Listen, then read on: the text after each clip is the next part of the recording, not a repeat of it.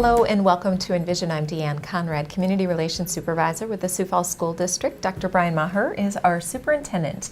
And we have results back from our Gallup survey, which measures employee engagement. We've had some improvements made and some good news to celebrate. We really have.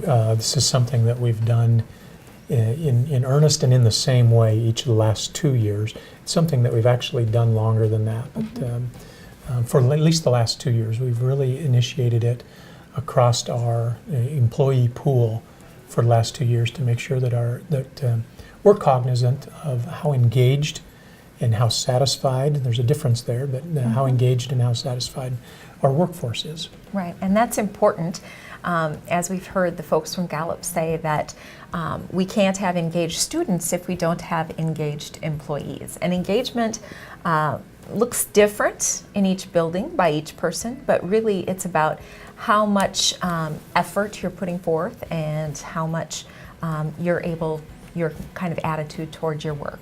I would say even your passion for your work. Sure. It's not just showing up and doing a job, but it's having a passion for what you do. And you know, when Gallup was here, they talked about how folks who are engaged really bring that passion to work on a consistently high level. Also, the folks who are engaged really drive innovation. And so many times as a school district, we forget that we're continually innovating and reinventing ourselves. Right. And we really need the engaged employees to help us make that happen. The go-getters, people who are ready to dive in and figure it out and, Right. and sometimes chart a new course when needed if something new comes along. Everybody that's watching this remembers a teacher who worked and a teacher who was engaged, and there's a difference there. And so what we're trying to do is always grow that number of engaged people in our workforce. And we've had some improvement in a couple of different areas where Gallup has told us that, hey, you've made some significant strides, but that we know there's always work to be done. You know, there's a grand mean, kind of like the big grade, if you will, Right. that you get on your ACT, it comes back and you look at all these subparts, but what's that main grade? Right. And so when I look at the main grade or the grand mean that we get, we saw a significant movement of the needle for the good. And that's really important for us. So it tells me that our workforce today is more engaged than it was a year ago. I hope I can say the same thing a year from now, because that's not a static thing. That's something that's always in flux. The second thing is, I believe we have 36 buildings, I don't remember right 35. 35 buildings Yep. in the district. 32 of the 35 showed improvement in their individual score. So I can drill down a lot further than that, but I think that's really important to see too, that no matter where you were on the spectrum, we're after growth. That's where we are with our students. Absolutely. We're after growth. We're after that improvement.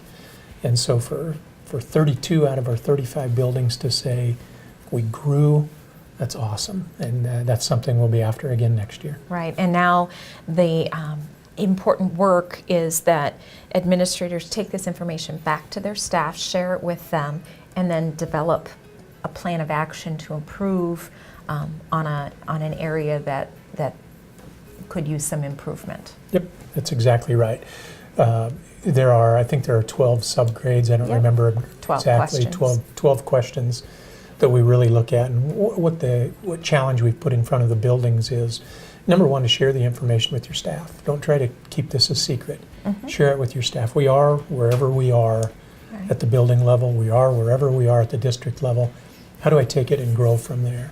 And I think it's important for each of our building level then to say, what one or two areas do I want to focus on and get better at during this coming year, so that a year from now I can celebrate growth again. That's the key. Yeah, moving the needle just a little bit at a time. Right. Very good. Well, thanks for joining us today on Envision.